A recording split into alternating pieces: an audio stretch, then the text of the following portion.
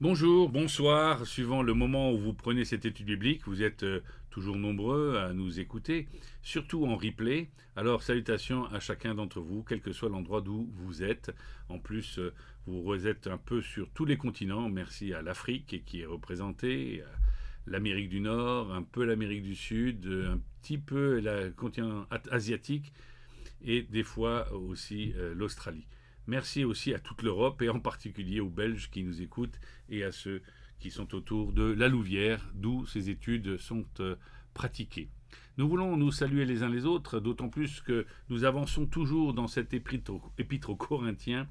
Et pour cela, nous serons aujourd'hui dans le chapitre 16, versets 1 à 9, et puis nous terminerons la semaine prochaine avec la conclusion. Nous arrivons tout doucement à la fin de cette première épître aux Corinthiens, avec, comme certains l'ont fait remarquer, et je reviens sur l'étude biblique de la semaine dernière, ils ont fait remarquer une difficulté dans le texte que nous avions à propos du verset 29 dans le chapitre 15.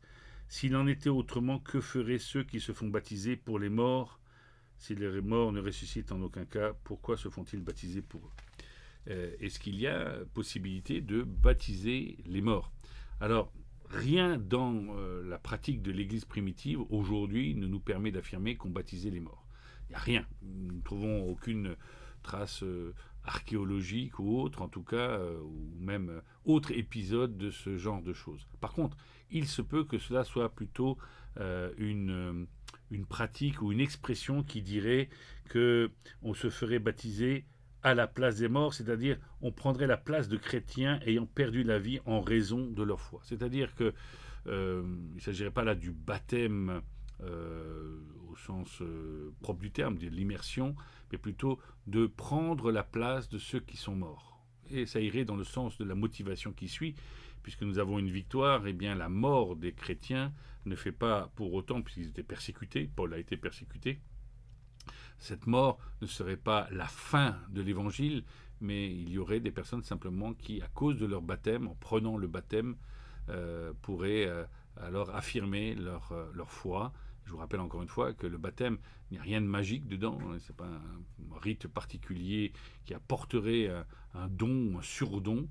Il s'agit simplement d'un témoignage et une affirmation publique de la foi, une espèce d'affirmation non seulement que Jésus est le Sauveur, celui qui nous donne la vie éternelle, mais qu'en même temps, il dirige nos vies, et c'est un peu ce que nous allons voir aujourd'hui dans le chapitre 16.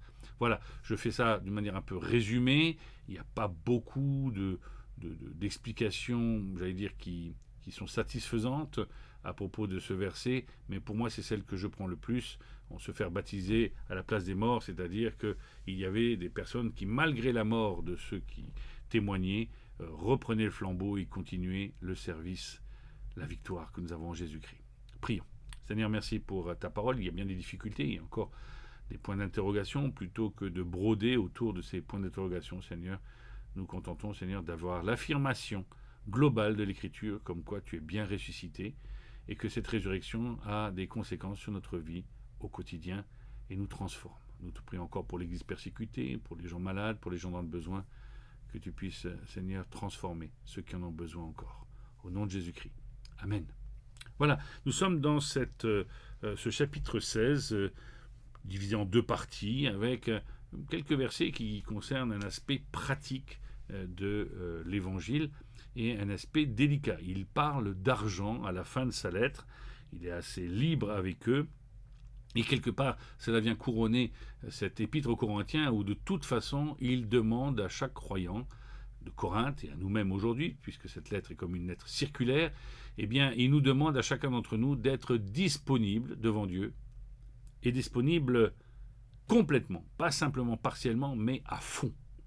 Et dans ces quelques versets, il va nous y inciter particulièrement. Je crois que c'est vraiment important de se dire qu'il n'y a pas que le côté spirituel, puisqu'il y avait la question de la résurrection des corps, mais il y a le côté aussi concret du soutien au témoignage de l'Évangile. Ainsi, se donner complètement, ce n'est pas simplement s'abandonner dans la louange ou s'abandonner le dimanche matin ou à l'étude biblique pour pouvoir ressembler à un chrétien, mais c'est se donner complètement à l'image même de Christ qui a dit qu'il s'est donné. Je voudrais lire avec vous peut-être quelques versets à ce sujet-là. Par exemple, dans Éphésiens chapitre 5, verset 2, Christ nous a aimés et s'est livré lui-même à Dieu pour nous. Éphésiens donc 5, verset 2. Car en lui tout a été créé dans les cieux et sur la terre, ce qui est visible, ce qui est invisible, trône, souveraineté, principauté, pouvoir. Tout a été créé par lui et pour lui. Là, on parle de Jésus-Christ, Colossiens 1, verset 16. Dans 2 Corinthiens 8, verset 9, cependant, pour vous, il s'est fait pauvre de riche qu'il était, afin que par sa pauvreté, vous soyez enrichis. Autant d'expressions dans l'Écriture qui nous poussent à nous rappeler que nous devons nous donner complètement à Dieu, être disponibles devant lui. Lisons ensemble ces versets. On lira d'abord les versets 1 à 4 dans ce travail où nous devons nous donner complètement, nous abandonner à l'œuvre du Seigneur. Mais donner, abandonner, c'est faire preuve d'un don de quelque chose, et non pas simplement être passif. Il y a un côté actif, dynamique de la foi. Nous allons le voir maintenant. En ce qui concerne la collecte en faveur des saints, faites vous aussi, comme je l'ai prescrit aux églises de la Galatie, que chacun de vous, le dimanche, mette de côté chez lui ce qu'il pourra en fonction de ses moyens, afin qu'on n'attende pas mon arrivée pour récolter les dons. Quand je serai chez vous, j'enverrai avec des lettres ceux que vous aurez choisis pour porter vos dons à Jérusalem. S'il est approprié que j'y aille moi-même, ils feront le voyage avec moi. Alors, il y a deux aspects ici qui sont importants. D'abord, il y a des termes qui sont utilisés, le terme collecte et le terme don, et la destination qui était l'église de Jérusalem. On suppose que à Jérusalem, là où se trouvait le départ, j'allais dire, de l'évangile, il y avait eu à cette époque-là une grande famine, un grand problème de récolte, et il fallait soutenir les chrétiens. Un peu comme si aujourd'hui nous faisions des dons pour l'église en difficulté, un peu partout dans le monde, l'église persécutée. Je vous rappelle que sur notre antenne, sur notre chaîne, nous avons pu avoir Portes ouvertes samedi, il y a déjà 10 jours, samedi en 8, oui c'est ça, il y a pratiquement une dizaine de jours. Nous avons eu Portes ouvertes et nous avons pu avoir le témoignage d'un frère en Algérie qui disait combien la vie était difficile, que si nous devons prier pour eux, et nous avons aussi le devoir de faire en sorte qu'ils ne manquent de rien et qu'ils puissent manger, boire et vivre. Ici, nous sommes dans cette attitude-là où il y a un engagement, une exhortation à avancer aussi concrètement et pas seulement spirituellement. Il nous est dit ici que l'Église avait fait une collecte et que le résultat de cette collecte, c'est donc été envoyé à Jérusalem. En tout cas, été conseillé d'être envoyé à Jérusalem. Il y a bien une destination, un but, un objectif. Et c'est important de voir que cela venait certainement par le terme collecte que nous voyons ici, collecte en faveur des saints. Il y avait de l'intérêt, non seulement pour leur propre communauté, mais aussi pour la communauté extérieure. Cela nous interpelle les uns les autres afin que des biens que Dieu nous affuble, que Dieu nous donne, eh bien nous puissions être à même de partager cela, partager notre toit, partager notre repas et partager aussi de nos biens. La collecte, c'est non seulement le don, j'allais dire la dîme qui était pratiquée, souvent il y avait un héritage juif qui était là, mais il y avait quelque chose en plus qui était donné. Nous faisons et nous devons soigner notre assemblée afin qu'elle soit digne du nom de Jésus-Christ, mais nous devons aussi penser à ceux qui manquent de tout. Le partage, l'argent n'est pas quelque chose de tabou pour Paul. Il ose en parler dans la dimension, à la fin de la dimension spirituelle, après la résurrection.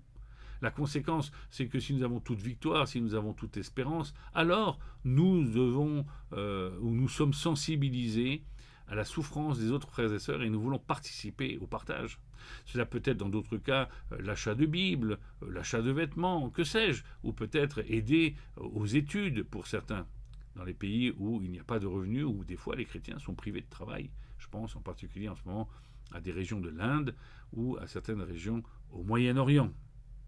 Engagez-vous pleinement en donnant de votre argent, de votre monnaie sonnante et trébuchante. Ainsi, il y a quelque chose de proportionnel, bien sûr, à nos revenus, quelque chose de prévisionnel, puisqu'il s'agit de mettre de côté à l'avance, en attendant que quelqu'un vienne. Il y a cette idée, non pas de thésauriser, c'est-à-dire de mettre de l'argent simplement pour soi, mais c'est de l'argent que nous allons partager avec d'autres, afin de faire aussi et de soutenir la communauté chrétienne. Quelqu'un disait que la manière dont nous utilisons l'argent révèle aussi nos aspirations du cœur. Nous ne pouvons pas nier cela. Jésus a dit d'ailleurs dans Matthieu 6, au verset 21, « Là où est ton trésor, là sera aussi ton cœur. » Nous devons agir et nous devons réfléchir et nous devons penser et pas seulement prier pour que quelqu'un fasse le travail à notre place. Nous devons nous laisser interpeller les uns les autres sur la manière dont nous devons nous engager complètement. Nous l'avons dit, nous avons la victoire à cause de la résurrection. Nous avons la victoire à cause du pardon des péchés. Alors cette victoire doit aussi nous aider à pouvoir partager des biens matériels que Dieu nous a donnés. Pourquoi aussi ne pas offrir quelques cadeaux en période de Noël à ceux qui manquent de tout.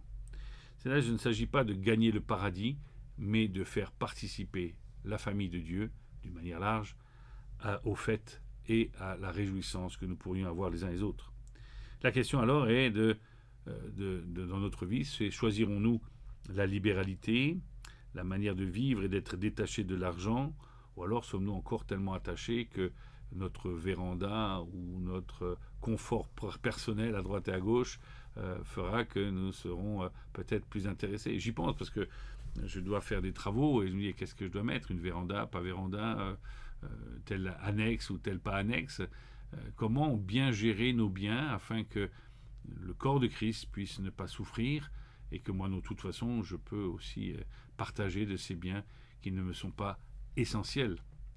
Donc, je ne vous pose pas seulement la question à vous, mais je me la pose à moi aussi quotidiennement sur la manière de partager. Lorsqu'on me demande pour pouvoir participer à l'aide de l'un ou l'autre dans la pauvreté ou dans la persécution, je ne dois pas simplement interpeller les autres, mais me laisser interpeller aussi moi-même. Lisons les versets 5 à 9. 5 à 9. Je viendrai chez vous après avoir traversé la Macédoine, car je vais passer par là. Il est possible que je séjourne quelque temps chez vous, ou même que j'y passe l'hiver. Ainsi, vous pourrez m'aider à poursuivre mon voyage là où je dois me rendre. Je ne veux pas cette fois-ci vous voir seulement en passant, mais j'espère rester quelque temps avec vous, si le Seigneur le permet. Cependant, je resterai à Éphèse jusqu'à la Pentecôte, car une porte m'y est largement ouverte pour un travail efficace et les adversaires sont nombreux. Là, nous voyons quelque chose d'intéressant. Paul, qui était pourtant quelqu'un de carré, d'étudiant, de méticuleux, ne spécule pas sur certaines situations où il y a une porte qui s'est ouverte. Nous ne connaissons pas exactement cette porte, mais nous savons que dans l'Évangile, quand une porte est ouverte, nous pensons à des textes de l'Apocalypse, où dans les débuts de l'Apocalypse, Jean a cette vision où on lui dit « les portes sont ouvertes, il faut y aller ». Dieu ouvre des portes. Cela veut dire que des cœurs sont ouverts. Les portes, ce sont nos cœurs, c'est l'ouverture sur notre cœur. Et Paul voit là ici qu'il y a des portes ouvertes.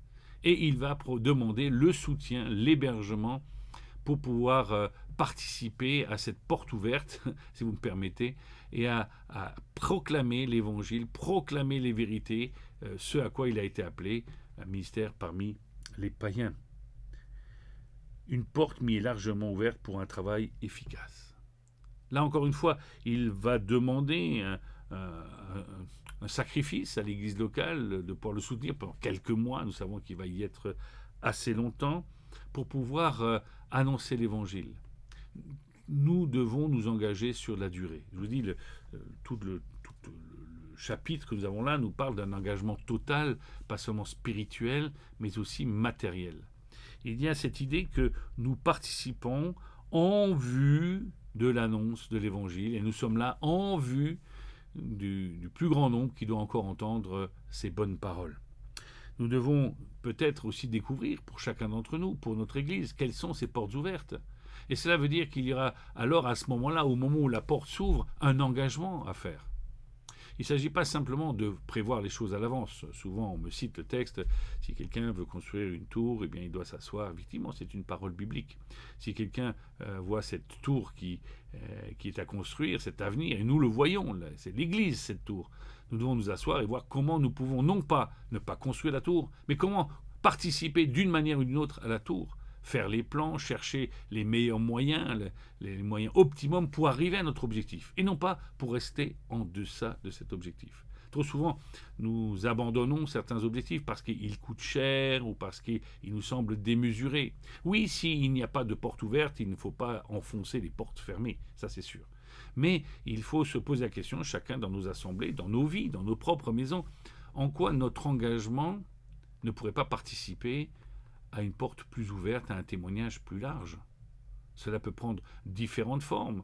Dans des endroits, il faut construire des hôpitaux, des églises, il faut agrandir telle ou telle structure ou l'adapter. Il faut des fois tout simplement investir dans la jeunesse. Je viens d'une église à l'origine qui investissait un bon tiers de son budget pour la jeunesse. Et du coup, nous avions plus que la moitié de l'église qui était jeune et se renouvelait. Il y a un moment, nous ne devons pas oublier que nos moyens, tout ce que Dieu nous donne comme bénédiction, c'est aussi pour être investi dans l'œuvre de Christ, afin que le plus grand nombre puisse entendre et se donner. Oui, nous devons nous donner nous-mêmes à l'œuvre de Christ. Cela implique également tout ce que nous avons. Paul a eu une porte ouverte. Quelle est votre porte ouverte? Ne cherchez pas trop longtemps, Dieu vous donnera la réponse rapidement. N'hésitez pas à passer cette porte, car il n'y a pas d'âge pour passer la porte. Il y a juste une question d'attitude de cœur, où je continue à me donner complètement, ou je garde quelque chose de côté. Les derniers versets, 10 à 24, nous allons les prendre ensemble. Nous allons finalement aller... On va finalement aller jusqu'au bout du chapitre aujourd'hui. Si Timothée arrive, veillez à ce qu'il soit sans crainte parmi vous, car il travaille tout comme moi à l'œuvre du Seigneur. Que personne donc ne le méprise, aidez-le à poursuivre en paix son voyage de retour vers moi, car je l'attends avec les frères. Quant au frère Apollos, je l'ai beaucoup encouragé à venir aussi chez vous avec les frères, mais ce n'était décidément pas sa volonté de le faire maintenant. Il viendra quand il en aura l'occasion. Restez vigilants, tenez ferme dans la foi, soyez courageux, fortifiez-vous, que tout ce que vous faites soit fait avec amour. Voici encore une recommandation. Frères et sœurs, vous savez que la famille de Stéphanas est le premier fruit de l'Achaïe et qu'elle s'est consacrée au service des saints. Soumettez-vous à de telles personnes ainsi qu'à ceux qui travaillent et peinent avec elles. Je me réjouis de la présence de Stéphanas, de Fortunatus, d'Achaicus. Ils ont suppléé à votre absence, car ils ont tranquillisé mon esprit et le vôtre. Sachez donc apprécier de telles personnes. Les églises d'Asie vous saluent, Aquilas et Priscille, ainsi que l'église qui se réunit dans leur maison, vous saluent chaleureusement dans le Seigneur. Tous les frères et sœurs vous saluent. Saluez-vous les uns les autres par un saint baiser. Moi, Paul, je vous salue de ma propre main. Si quelqu'un n'aime pas le Seigneur Jésus-Christ, qu'il soit maudit. Maranatha. Que la grâce du Seigneur Jésus-Christ soit avec vous. Mon amour est avec vous tous en Jésus-Christ. Cette dernière partie est pour moi un peu humoristique, entre guillemets. Paul est intervenu de manière assez rude avec les différentes personnes qu'il a eues en face de lui. Et cependant, il montre à la fin, un florilège d'amour fraternel, et il n'hésite pas à s'exprimer pour cela. Cette dernière partie, qui est comme une conclusion, on va dire, nous demande de nous engager non seulement personnellement, mais en nous honorant les uns les autres.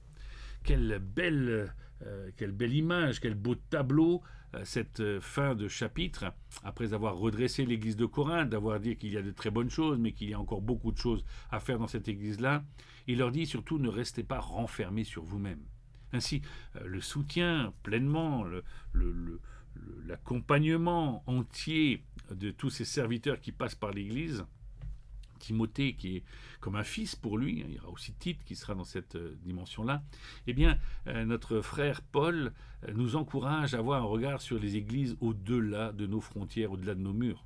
Combien d'échecs, combien de limitations proviennent du fait que nos églises sont juste centrées sur elles-mêmes. Nous sommes centrés sur Christ. Et si nous sommes tous centrés sur Christ, alors nous avons le même regard et surtout un amour mutuel et fraternel. Je peux le dire dans notre pastorale ici sur la Louvière, nous nous aimons, grande partie, nous le marquons, nous le montrons, et nous voulons continuer à le faire. Certains auraient peut-être à dire, oui, mais ça risque pas de multiplier les échanges entre les églises, la dispersion. Non, non. Il n'y a pas la dispersion, ni l'absence d'objectif. Chaque église a son objectif, mais nous marquons notre amour de manière fraternelle. À quelques-uns, nous osons l'exprimer, le dire, et cela doit être un témoignage, car finalement, qu'est-ce qui a motivé Dieu au message de la résurrection, de la mort et de la résurrection? C'est bien l'amour qu'il a pour le monde, car Dieu a tant aimé le monde. Qu'est-ce qui marque la motivation de Paul pour redresser l'Église, mais aussi l'accompagner? C'est encore l'amour. Qu'est-ce qui doit nous unir dans une Église? Nous l'avons vu dans la première aux Corinthiens, chapitre 13, c'est encore l'amour. Et c'est la seule chose qui subsistera au retour de Christ. Alors, plutôt que de construire des murs souvent artificiels théologiques, car il y a très peu de théologiens parmi nous, ici, dans la fin de ce chapitre, Paul nous encourage à de l'amour fraternel. Il demande aux Corinthiens de recevoir son jeune Timothée. Il travaille comme moi à l'œuvre du Seigneur. Oui, il y a l'accueil des serviteurs dans l'Église. Des fois, quand on n'a plus tellement de finances dans une église, on se replie sur soi-même. Au contraire, continuez à ouvrir nos maisons. Lorsque vous faites construire, lorsque vous aménagez tel ou tel lieu, même votre église, prévoyez plus de place pour recevoir plus de monde. Moins vous aurez de place, chez vous à la maison, moins vous accueillerez des serviteurs. Il ne faut pas prendre les choses à l'envers en disant que c'est aux serviteurs de faire tous les efforts. Nous sommes au bénéfice de l'église locale, alors soyons des dispensateurs, j'allais dire, des biens et des bénédictions que Dieu nous a données auprès de ceux qui sont autour de nous. De nombreux noms sont donnés ici dans notre texte et nous sommes heureux de voir Aquilas, Priscille, un couple qui était totalement engagé dans le Seigneur, certainement des fabricants de tentes, ils avaient un travail à côté, ils servaient le Seigneur, mais ils bougeaient. Rappelez-vous qu'à l'époque, d'abord les voyages étaient chers, et en même temps étaient dangereux, on n'était pas sûr de rentrer chez soi. Donc quel sacrifice ce couple a fait de pouvoir être missionnaire, de porter un missionnaire, c'est quelqu'un qui porte un message, et qu'il était là dans l'encouragement auprès des églises. Peut-être que nos églises, votre maison, peut être un lieu de relais, puisque nous voyons aussi que les premières églises, comme nous le lisons dans ce texte, étaient dans les maisons. Il n'y avait pas encore de bâtiment, c'était des fois un maître qui accueillait chez lui.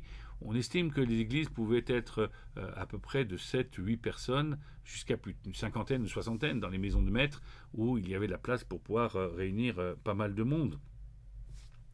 Veillez, demeurez fermes dans la foi, soyez des hommes de courage, fortifiez-vous, et qu'il y ait de l'amour entre nous. Je répète, ce sont tous ces verbes qui sont dans cette dernière partie.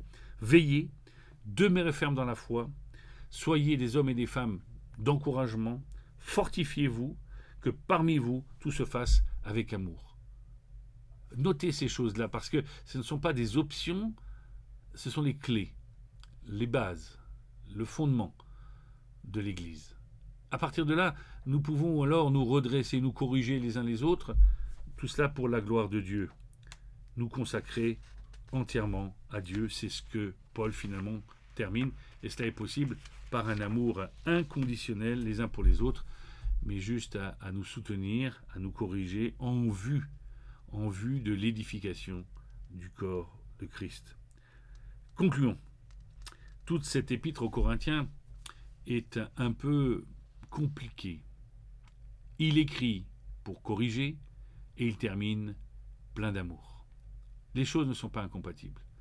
J'aimerais vous encourager à être et à avoir toujours un regard à la fois sur vous-même, sur l'Assemblée, sur les autres, parce qu'au départ, votre regard se sera porté sur Jésus-Christ, le ressuscité.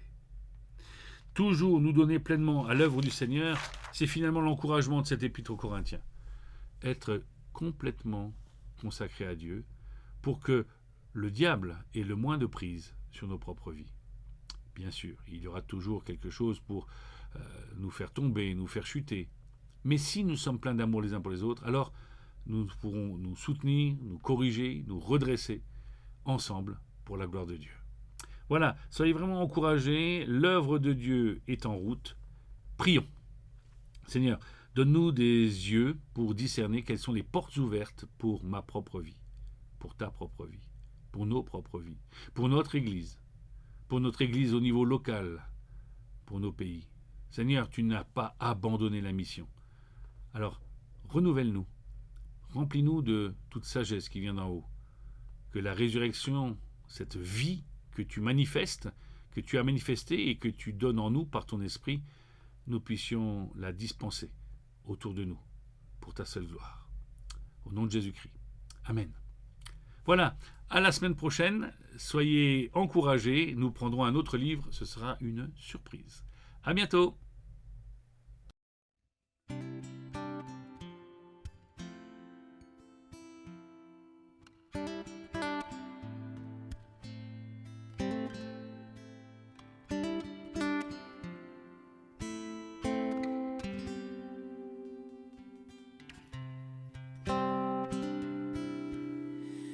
Comment expliquer et comment décrire un amour si grand, si puissant que rien ne peut le contenir. Tu sais mes espoirs, Seigneur, tu sais mes craintes. Mes mots sont bien trop petits pour dire tout l'amour que j'ai pour toi. Alors entends mon cœur, mon esprit qui te loue. Entends le chant d'amour d'un enfant racheté.